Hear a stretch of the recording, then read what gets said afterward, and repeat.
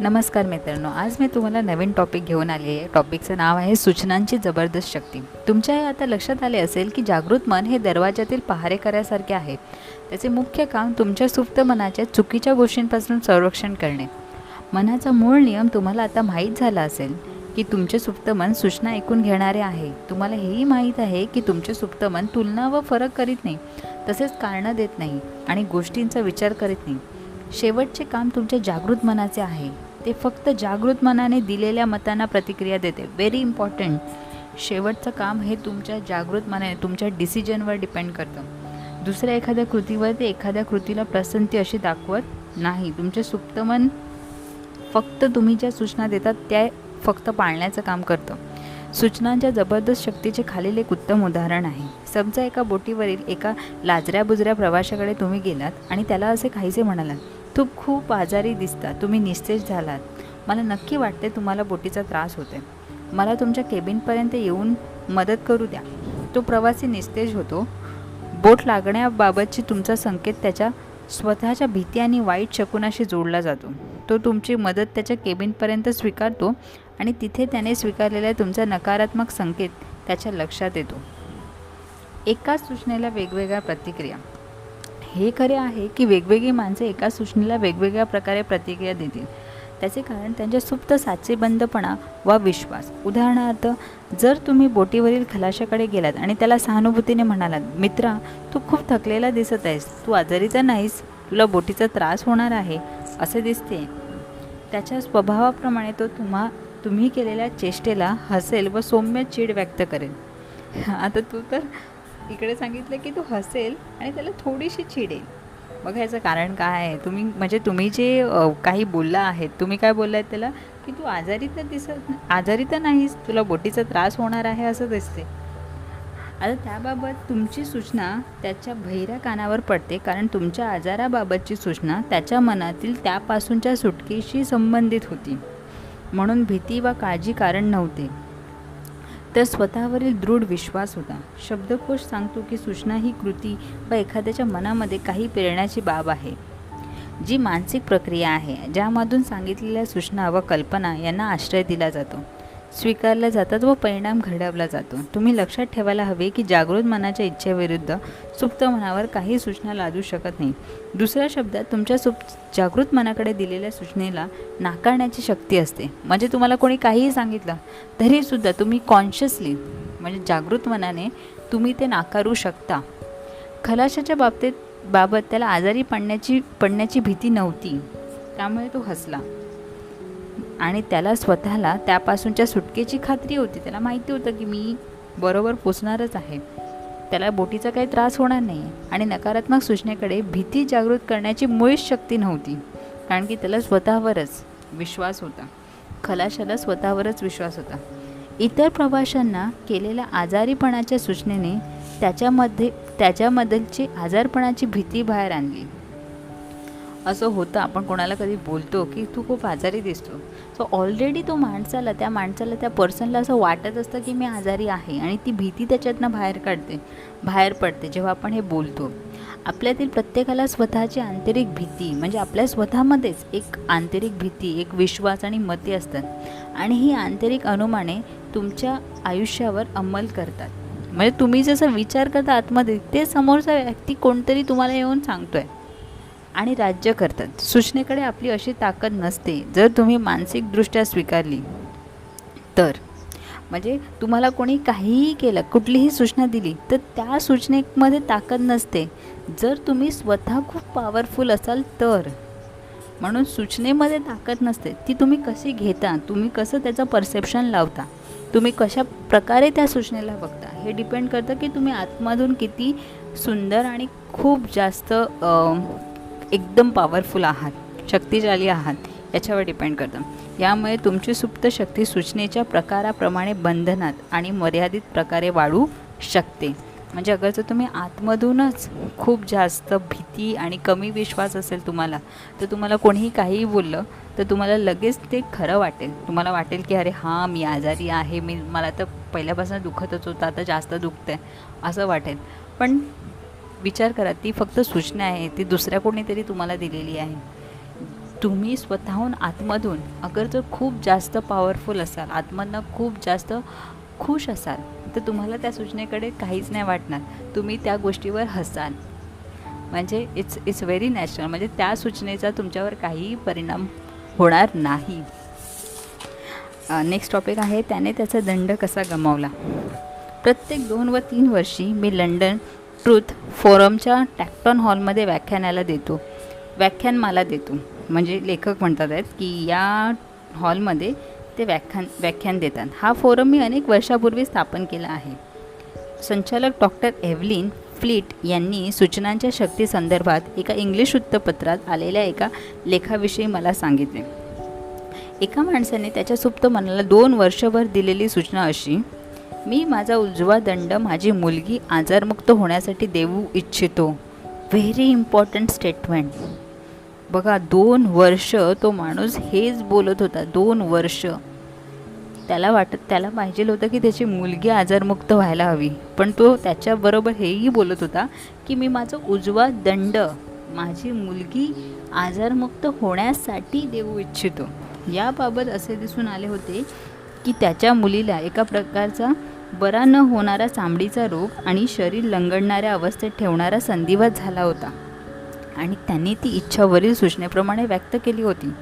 Doctor Evelyn fleet म्हणाले, एका वृत्तपत्रातील लेखात असे वाचण्यात आले की एक दिवस ते कुटुंब फिरण्यासाठी बाहेर पडले होते आणि त्यांच्या कारची दुसऱ्या कारशी जबरदस्त टक्कर झाली. त्यात वडिलांचा उजवा दंड खांद्यापासून निखळला आणि ताबडतोब त्या मुलीचा संधिवात आणि चामडीचा रोग नाहीसा झाला. किती इम्पॉर्टंट आहे बघा. त्या माणसाने, तिच्या पप्पाने 2 वर्ष एकच सूचना दिली होती आणि शेवटी त्यांचं कार ॲक्सिडेंट झालं आणि त्यांचा उजवा दंड गेला आणि ती मुलगी बरी झाली. जसं तुम्ही सांगता तसं होतं आहे. तसे तुमचे जे विचार, ज्या पण तुम्ही सूचना देतात ते सुप्त मनाकडे जातात आणि ते तुमचं लाईफ बनवते, ते तुमचं जीवन बनवते. त्यामुळे इम्पॉर्टंट आहे, विचार करा तुम्ही काय सांगते तुमच्या सुप्त मनाला. तुम्ही तुमच्या सुप्त मनाला फक्त सूचना देण्याची काळजी घ्यायला हवी. एवढंच करायचं आहे की तुम्ही काय विचार करता. एवढं साधी गोष्ट की तुम्ही ॲटलिस्ट काय विचार करता हे लक्षात आलं की लगेच ते विचार बदला. ज्या तुमच्या सर्व मार्गामधून तुम्हाला निरोगी ठेवतात, आशीर्वाद देतात, राहणीमान उंचवतात आणि प्रेरणा देतात. लक्षात ठेवा, तुमचे सुप्त मन थट्टा स्वीकारत नाही, ते तुमचे शब्द मानते. त्यामुळे शब्द जे तुम्ही आतल्या आत, असं नाही आहे की आपण कोणाला तरी दुसऱ्याला जाऊन काहीतरी बोलतो, हे नाही आहे. तुम्ही तुमच्या आतल्या आत 24 तास काहीतरी बोलत असता स्वतःला. आणि हे फार इम्पॉर्टंट आहे, तुम्ही स्वतःला काय बोलताय, तुमचं मन आतल्या आत काय बोलताय आणि ते ॲज इट इज तुमचं सुप्त मन ऐकतं आहे. कारण की तुम्ही जे बोलताय हे फक्त तुम्हीच पहिलं ऐकताय. You are the first person that is listening to you. So very important की तुम्ही तुमच्या आतमध्ये काय बोलताय हे फक्त ॲटलिस्ट एकदा 5 मिनटातनं एकदा तरी, किंवा 5 मिनटं निघून गेली, अर्धा तास झाला, 1 तास झाला, ॲटलिस्ट थोडे अवेअर व्हा, थोडे अलर्ट व्हा की मी आता काय विचार करतो आहे.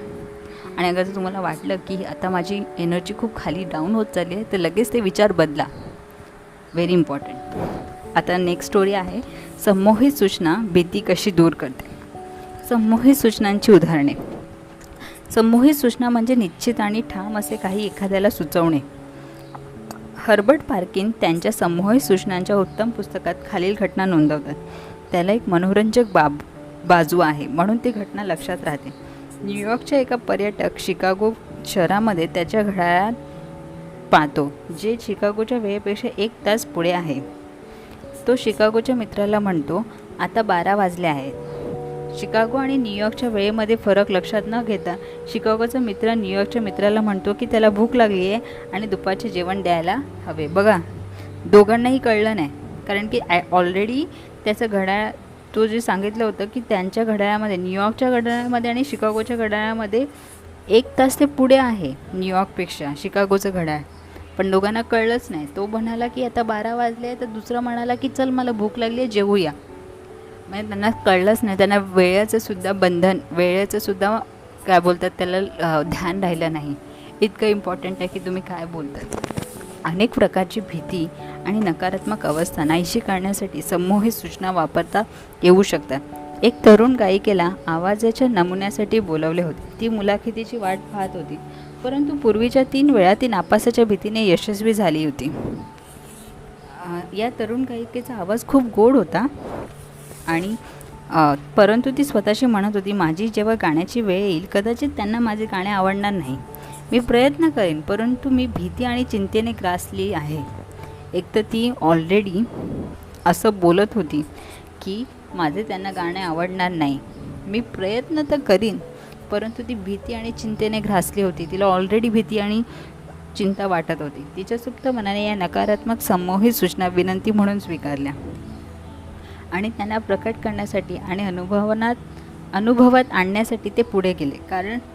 कारण होते नाखुशीची संमोहन सूचना, म्हणजेच शांत भीतीच्या विचाराने विकारवशता आणि अधीनता आणली होती.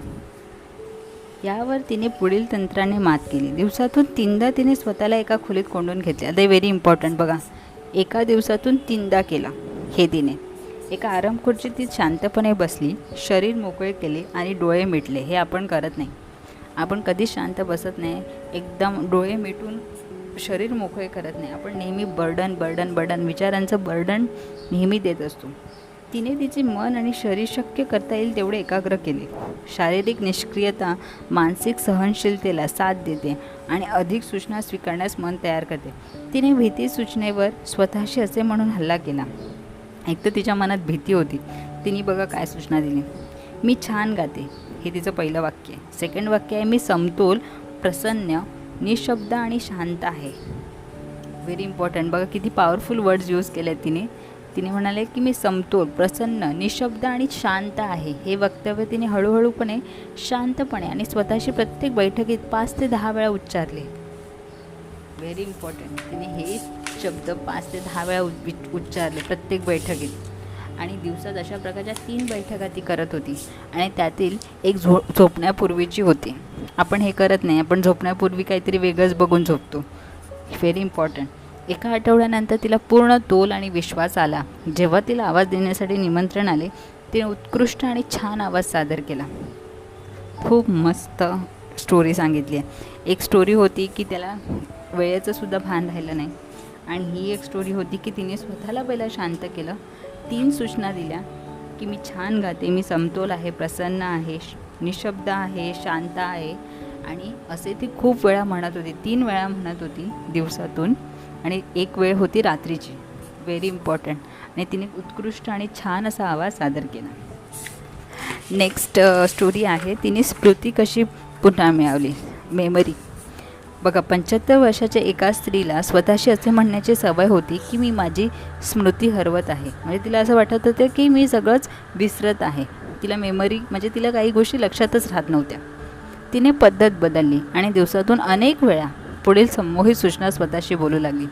माझी स्मृती पहिल्या दिवसापासून प्रत्येक भागात सुधारत आहे. म्हणजे माझी मेमरी एकदम खूप चांगली आहे. प्रत्येक क्षणी आणि जागी मला जे आवश्यक आहे ते माझ्या ध्यानात राहील. Very important. प्रत्येक क्षणी, every moment and every place, जागी जे माझ्या ध्यानात जे आवश्यक आहे ते माझ्या ध्यानात राहील. मिळालेल्या सर्व गोष्टी स्वच्छ आणि अधिक स्पष्ट असतील. मी ते आपोआप आणि सुलभरित्या साठवी. ज्याचे मला स्मरण करायचे आहे ते मी माझ्या मनामध्ये योग्य प्रकारे ताबडतोब सादर करेन. माझ्यात प्रत्येक दिवशी जलदपणे सुधारणा होत आहे आणि माझी स्मृती पहिल्यापेक्षा अधिक सुधारत आहे. 3 आठवड्याच्या शेवटी किती टाइम लागला तिला? 3 आठवडे, 3 weeks. तिची स्मृती पहिल्यावर झाली आणि ती आनंदी झाली. ती खूप खुश झाली. ती 3 आठवडे रोज हेच बोलत होती की मला प्रत्येक क्षणी आणि जागी जे आवश्यक आहे ते ध्यानात राहील. Very important. आणि तिला ती 3 आठवड्यामध्ये तिची स्मृती जी आहे, जी मेमरी आहे ती पुन्हा परत आली आणि ती खूप खुश झाली, खूप आनंद झाली. खूप मस्त स्टोरी आहे. नेक्स्ट, तिने रागीटपणा कसा घालवला. चिडखोरपणा आणि रागीटपणा याची तक्रार असलेल्या अनेक जणांनी संमोहित सूचनांचा खूप चांगल्या प्रकारे वापर केला. पुढील विधान दिवसातून 3 वा 4 वेळा सकाळी, दुपारी आणि झोपण्यापूर्वी असे म्हणून एका महिन्यात खूप उत्तम परिणाम मिळवा. बघा, एका महिन्यात 1 महिना सांगितला आहे, 3 ते 4 वेळा सकाळी, दुपारी आणि झोपण्यापूर्वी. आता इकडे लेखकांनी तुम्हाला टायमिंग पण दिलं आहे. एक सकाळी, लगेच जेव्हा तुम्ही उठता त्यावेळेला एक दुपारी आणि एक झोपण्यापूर्वी. ज्यांना खूप जास्त रागीटपणा आहे, चिडखोरपणा आहे, त्यांच्यासाठी हे आहे. यापुढे मी अधिक आनंदी राहील. आनंद, सुख, उत्साही वृत्ती हा माझ्या मनाच्या साधारण प्रवृत्ती आहेत. प्रत्येक दिवसागणिक मी अधिक कनवाळू आणि समजूतदार होत आहे. मी माझ्या भोवतालच्या सर्वांमध्ये आनंदी वृत्ती आणून त्यांच्यासाठी उत्साह आणि चांगली इच्छा यांचे केंद्र बनवत आहे. आनंदी, सुखी आणि उत्साही चित्तवृत्ती हा माझ्या मनाची आता सर्वसाधारण आणि नैसर्गिक स्थिती होत आहे आणि मी कृतज्ञ आहे. बघा, त्याचा प्रत्येक जी गोष्ट आहे, प्रत्येक जे वाक्य आहे ते असं नाही आहे की मला हे पाहिजे आहे, मला हे पाहिजे, I want this, I want this, I want to be happy, असं नाही आहे. असं आहे की मी आनंदी आहे, आय एम हॅपी, हे स्टेटमेंट आहे. मी पुन्हा एकदा वाचते. त्यांनी काय सांगितले? मी अधिक आनंदी राहीन. आनंद, सुख आणि वृत्ती हा माझ्या मनाच्या साधारण प्रवृत्ती होत आहेत. प्रत्येक दिवसागणिक मी अधिक कनवाळू आणि समजूतदार होत आहे. मी माझ्या भोवतालच्या सर्वांमध्ये आनंदी वृत्ती आणून त्यांच्यासाठी उत्साह आणि चांगली इच्छा यांचे केंद्र बनत आहे. Very important. सगळ्या ज्या स्टेटमेंट आहेत ते सगळे प्रेझेंट टेन्समध्ये आहेत. सगळ्या चांगल्या गोष्टी, आनंदी, चांगली इच्छा, हे सगळ्यांचे ते केंद्र बनत आहे असं लिहिलेलं आहे. सूचनांची विधायक आणि विघातक शक्ती. आलेल्या सूचनांसंदर्भात काही उदाहरणे आणि भाष्ये. आलेल्या सूचना म्हणजे दुसऱ्या व्यक्तीकडून आलेल्या सूचना होत. सर्व काही पृथ्वीवरील प्रत्येक देशामध्ये सूचनांची शक्ती आयुष्याचा आणि प्रत्येक कालखंडातील माणसांच्या विचारांचा एक भाग झाला आहे. जगाच्या अनेक भागामध्ये ती धर्माची अधिकारशक्ती राहिली आहे. आपल्यामध्ये शिस्त येण्यासाठी आणि अधिकारासाठी सूचना वापरता येतात, परंतु ज्यांना मनाचा नियम माहीत नसतो त्यांच्यावर अधिकार आणि हुकूमत ठेवण्यासाठी सुद्धा वापरता येऊ शकतो. म्हणजे तुम्ही एकदम बोलतात ना की हुकूम दिल्यासारखं बोलू शकता. त्याच्या विधायक बाजूने ते छान आणि भव्य आहे. त्याच्या नकारात्मक बाजूने मनाच्या इच्छित उदाहरणामध्ये ते एक अतिशय विध्वंसक आहे आणि ज्याचा परिणाम दुर्दशा, अपयश, दुःख, आजारपण आणि अरिष्ट यात होतो. म्हणजे अगर जर तुम्ही तुमचे स्टेटमेंट चेंज नाही केले तर तुम्ही दुःखी, अपयशी आणि आजारपणात राहणार. त्यामुळे तुम्हाला तुमच्या सूचना स्वतःहून बदलायला पाहिजेत. जे पण तुमचे प्रॉब्लेम आहेत ते तुम्हाला स्वतःहून बदलायला लागतील. थँक्यू.